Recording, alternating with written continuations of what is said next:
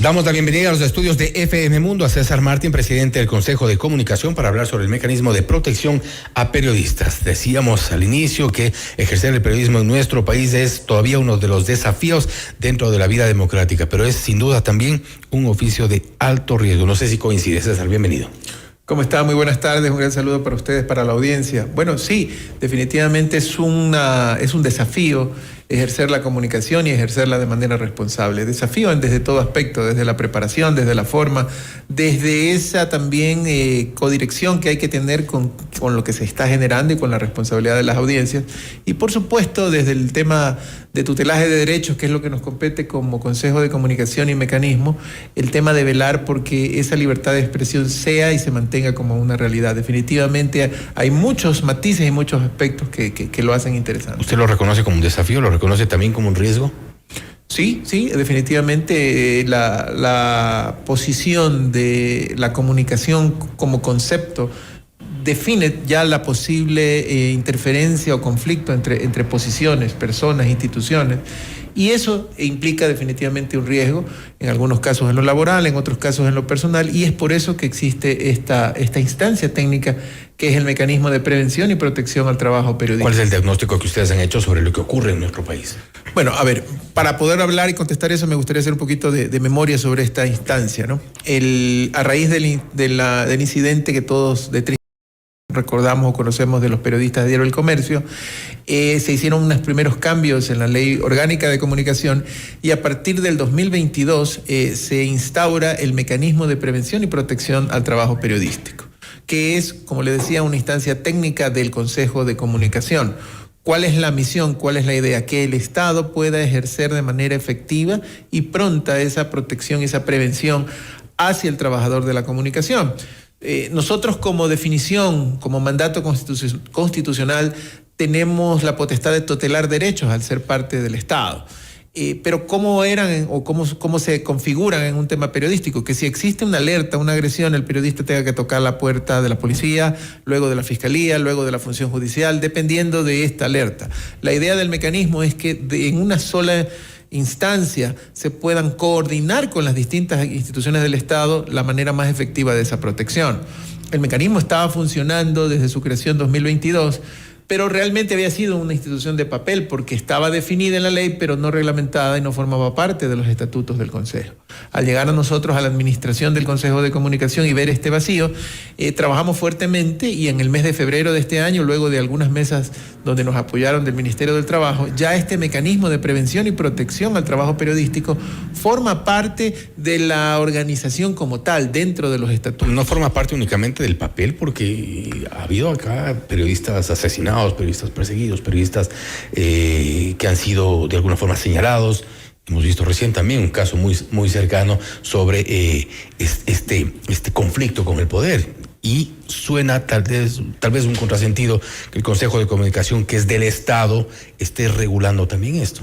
Es una posición bastante interesante y es muy bueno conversarla, ¿no? Primero que nada, en la Constitución, de acuerdo al mandaje del Ecuador, solamente el Estado es la única institución que tiene competencia para tutelar derechos. Es decir, una institución privada no puede tutelar el derecho de los periodistas y los trabajadores de la comunicación. Tiene que ser una institución estatal por propia definición en la Carta Magna.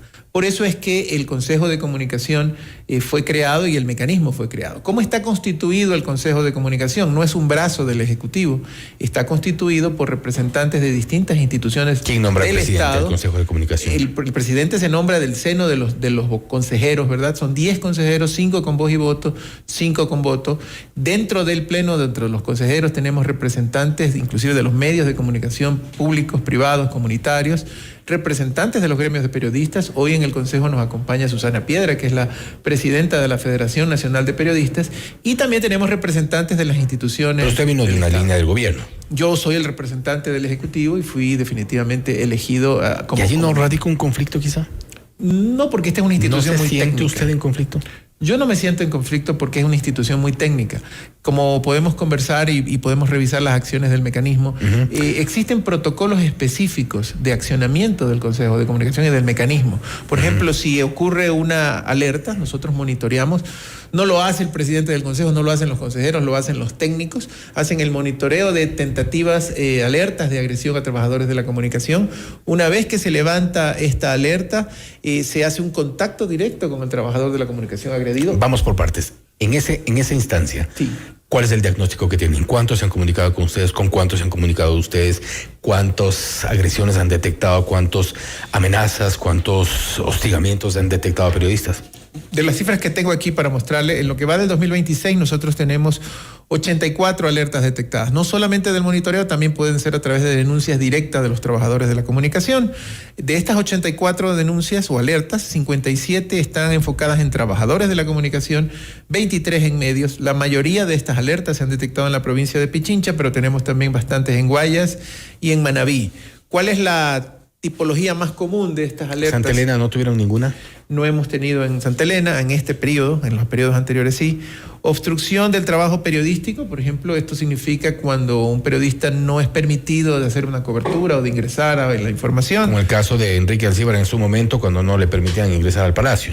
Hostigamiento, de hecho eso fue una de las alertas que están aquí. Ya. Hostigamiento a través de la justicia, agresión física, amenaza, agresión verbal, ciberacoso, ciberataque. En lo que va del 2026, por ejemplo, tenemos un notorio incremento de la parte del ciberataque, 16 casos, amenazas, hostigamiento a través de la justicia. Entonces nosotros lo que hacemos es levantar un expediente y hacer una evaluación técnica del riesgo dirigida al periodista. Si usted me pregunta, hasta ese punto ningún funcionario, digamos ningún consejero conoce de la alerta, todo se maneja a través del esquema técnico. Se hacen los informes técnicos de agresiones y luego viene la segunda parte, que es el contacto directo con el trabajador, porque nosotros, dependiendo de la alerta, tenemos algunas acciones que seguir. Si es un tema de GDO donde la integridad del trabajador de la comunicación está en riesgo, actuamos con la Policía Nacional, Ministerio del Interior, para su protección. De hecho, en lo que va del año nosotros tenemos ya 2 personas que están o que forman parte del sistema de protección con la Policía Nacional. También hemos hecho denuncias, Fiscalía es miembro del mecanismo de prevención y protección al trabajador de la comunicación. Hemos hecho denuncias a nombre de los trabajadores, 3 impulsos para que se resuelvan de manera más rápida procesos que están en forma. ¿En qué consiste la protección efectiva de los periodistas? Primero, en una oportunidad. ¿Qué quiere decir esto? En un accionamiento rápido. Esto es una de las cosas en las que hemos trabajado fuertemente también. El Consejo de Comunicación solamente tiene oficinas en la ciudad de Quito, lo cual a nuestro modo de ver dificultaba bastante la proximidad de alertas directas de parte de trabajadores de la comunicación. Por eso nosotros hemos lanzado el sistema integral de alertas. Si me permite, voy a citar nuestra página web www.consejodecomunicacion.gov.es, donde cualquier persona puede hacer una denuncia sobre una obstrucción al trabajo periodístico en una ventanilla muy amigable. Estamos por lanzar las aplicaciones. En eso les queremos pedir ayuda a los medios de comunicación para que todos los trabajadores de la comunicación conozcan, cuando ya estén disponibles estas aplicaciones, de tal manera que ahí puedan, inclusive de forma anónima, si fuera el caso, hacer las denuncias respectivas y darnos la información. En un tiempo menor a 24 horas nosotros contactamos al trabajador de la comunicación y le ponemos en su conocimiento todo este menú de ayudas estatales, que no quiere decir ejecutivo directamente, ¿no? En función de prevenir esta obstrucción al trabajo de la manera más rápida posible. Pero usted habla de prevenir la obstrucción al trabajo de una manera lo más efectiva posible, pero en la práctica, ¿cuál ha sido el resultado? Bueno, nosotros no hablamos de casos cerrados, ¿verdad? O de fichas cerradas, porque muchas de ellas llevan procesos largos o son de fuente indeterminada, amenazas de GDOs que requieren de un seguimiento mucho más largo. La efectividad para nosotros se mide justamente en el tiempo de respuesta, y también ahí hay 2 puntos interesantes que yo creo que es importante que la ciudadanía lo conozca. Nosotros somos la institución del Estado, no del Ejecutivo, que está comandada a tutelar los derechos de trabajadores de la comunicación, de los medios de comunicación y también de la ciudadanía, es decir, los 3 participantes del sistema de comunicación. En ese sentido, nosotros a través del mecanismo articulamos esa protección de primera línea, como lo venimos haciendo y trabajando de esa manera. No somos un gremio periodístico, y lo digo en el sentido, porque reconozco el trabajo importante que hacen los gremios periodísticos, pero lo digo en el sentido, por ejemplo, de la publicidad o del salir en redes sociales a decir, hoy atendimos el caso del periodista tal, hoy atendimos el caso del periodista estatal. Y justo por eso me refiero a la efectividad de esta intervención del Consejo de Comunicación en la protección de periodistas, porque al final se emiten recomendaciones y da la sensación de que queda nuevamente todo en el papel. Bueno, nosotros hacemos el seguimiento y hacemos el seguimiento permanente, y también tenemos un tema de transparencia importante en la misma página web. Al final tenemos un visor de alertas en tiempo real y de las acciones. Justamente eso es algo que lo estamos agregando. Una cosa es la alerta, como usted bien lo indica, y otra cosa son las acciones concretas que se hacen para mitigar las alertas. Lo que quería decir en este tema es que nosotros no revelamos los nombres, por obvias razones, de los trabajadores de la comunicación, ni salimos con detalles específicos, sino más bien con cifras globales que son de público conocimiento en esta página. La idea es, como le decía, que a través de las acciones del Estado se puedan tutelar esos derechos y se puedan, primero, cuidar el bien más preciado, que es la vida. Yo creo que esa es nuestra premura en responder de manera rápida ante estas agresiones de periodistas. Que hay cosas por seguir trabajando y por mejorarlas, hay muchísimas. Justo la primera pregunta era de los desafíos que tenemos, y hay muchos desafíos. Hemos visto de nuestra intención de recorrer territorio, que lo hemos hecho a través del Consejo de Comunicación, de que hay problemáticas distintas en cada una de las provincias y en cada una de las regiones de nuestro país. Algunas de ellas. Sí, hay temas, por ejemplo, de las provincias que están fuera o cerca o lejanas a Guayaquil o a Quito, donde el tema de la protección no tiene esa misma percepción de inmediatez que la tienen acá. Santa Elena, por lo que veo, porque no está ningún tipo de reporte. Y eso así se siente y se percibe justamente en los reportes, porque nosotros decimos, hay provincias donde seguramente habrá otro tipo de alerta, pero el mismo trabajador no quiere reportar, o el mismo trabajador no quiere o no tiene confianza. La confianza se construye justamente con presencia y con trabajo, y como parte del sistema de comunicación sabemos que eso es así, y por eso estamos asistiendo a territorio y mostrando, y esa es otra gran sorpresa que encontramos especialmente en territorio. Muchos trabajadores de la comunicación en provincias ni siquiera conocen que había existido el Consejo de Comunicación, mucho menos el mecanismo de prevención y protección, y por eso no lo usan y por eso no se disparan muchas de estas alertas. La idea es llevarles esta información, hacerles conocer que el mecanismo existe, que viene trabajando con los presupuestos propios nuestros, los presupuestos operativos hasta el momento, y con el presupuesto de las instituciones que forman parte del mecanismo.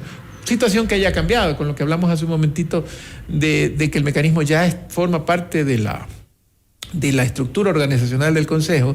Hemos logrado por fin que se pueda tramitar con el Ministerio de Economía y Finanzas un fondo que sí nos hacía falta. Nosotros conocemos a este como el Fondo de Protección, que debería ser necesario en caso de que se requiera de una protección adicional, llámese una reubicación, llámese protección de familiares. Eso sí no existe hoy. ¿Y por qué no hay confianza por parte de los periodistas? Porque eso sí me llamó la atención, el hecho de que no tengan esta confianza de acudir a un consejo de comunicación que se entiende que tiene un mecanismo para protección de periodistas, y muchos de ellos acuden a instancias u organismos internacionales que están justamente en el ejercicio de esta protección de los derechos de periodistas. Justamente por eso trabajamos. Una de las principales causas que notamos es que más que no existe confianza, no nos conocen. Esa es la número uno, y por eso el despliegue en territorio. Y segundo, justamente a través de la transparencia de este accionamiento, del conocimiento de las acciones y de lo que se está llevando, es que nosotros podemos de alguna manera obtener esa confianza. Pueden haber muchas cosas que en el imaginario puedan ocurrir en la cabeza de los trabajadores o de las personas que no conocen. La falta de comunicación, aunque suene como una paradoja siendo el Consejo de Comunicación, para nosotros es la primera causa de este problema, y eso es algo con lo que hemos venido trabajando desde el día 1, desde que asumimos esta ¿Cómo posición. abordan los ataques, por ejemplo, en redes sociales? Toda esta dinámica que existe cuando hay, por ejemplo, algún tipo de denuncia que afecta a alguna autoridad local, provincial, de gobierno, y enseguida los periodistas son atacados. ¿Cómo abordan el problema? Bueno, lo principal es conocer las fuentes, ¿verdad? Y dependiendo de las fuentes, establecer las acciones. Ahí hay un punto muy importante, que es que el Consejo de Comunicación no es el juez de la situación. No es que recibe la situación y dice, usted tiene la razón o usted no lo tiene. Quien vendría a juzgar la situación es la institución o la instancia competente en cada uno de los casos. Por ejemplo, en temas de ciberataque, tenemos convenios y trabajamos con la policía, con el Ministerio de Interior, para estos temas de ciberataques, para los temas, por ejemplo, de agresión de datos. Trabajamos con el Ministerio de Telecomunicaciones en estos temas, y son ellas las instancias que pueden tomar la decisión, si se quiere, juzgar en el caso de que el ciberataque ocurrió, cuándo ocurrió, quiénes pudiesen ser los responsables, y por supuesto... ¿Cuál ha sido el resultado en esos casos? Cuando ha habido estos ataques, ¿se han reportado? ¿Ha habido algún tipo de acción ya en esas instancias? Sí, hay acciones específicas con el Ministerio del Interior y ellos tienen una unidad especializada en ciberataques. Nosotros las tenemos sumarizadas y nosotros, otra de las cosas que hemos hecho es precisamente que este mecanismo, que tiene una reunión plenaria que ocurre una vez al mes, conozca mensualmente de estas estadísticas y de estas acciones. Obviamente sin especificar este es el caso del periodista tal, este es el caso del medio tal, sino más bien la cantidad y la cobertura. Y todas estas acciones están también en los monitoreos de alertas, porque deben ser de conocimiento público como números, como cifras. Es un tema muy importante y lo justo es uno de los temas que hablábamos al inicio.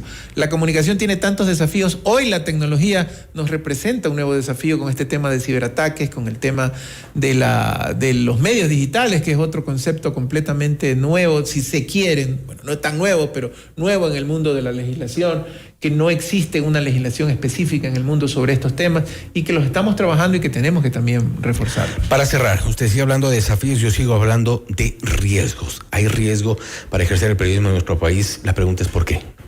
Bueno, hay diferentes factores. Uno de ellos es la situación que todos conocemos, tanto política como también de seguridad que vive el país. Y esa situación de seguridad justamente eleva o disminuye el tema de riesgos. De allí el tema político pues es motivo de conversaciones y de discusiones, no solamente en este país, sino en muchos otros países. Nosotros formamos parte de la plataforma de reguladores audiovisuales de Iberoamérica y ese es un tema muy importante que lo venimos trabajando y lo venimos conversando. Lo que usted dice es fundamental y de hecho para ser parte de esta plataforma esa independencia de acciones de los consejos, de los reguladores es fundamental como instituciones y definitivamente da pauta a las acciones que tienen que ocurrir para que el sistema sea sostenible y saludable. ¿Siente usted que deben tomarse acciones para lograr mayor independencia? Bueno, yo creo que como está conformado el sistema de comunicación, en este caso, y el Consejo de Comunicación, se consiguen muchas actividades. Yo pienso que mientras el accionar del Consejo y del mecanismo se mantenga en el mundo técnico, es decir, las decisiones técnicas como lo son la protección, no pasen por instancias políticas, podemos trabajar de la mejor manera. Ahora, de nuestro lado, lo que hacemos es fomentar y fortalecer este mecanismo para que esas acciones sean más efectivas. Ahí estamos hablando de dos ámbitos. Uno, las decisiones que hay que hacer y otro, que esas decisiones, que esas acciones que tiene el mecanismo sean realmente efectivas. Y eso es un trabajo diario y que lo venimos trabajando con y lo que se busca son resultados. César, nuevamente gracias por estar aquí. Muchas gracias también.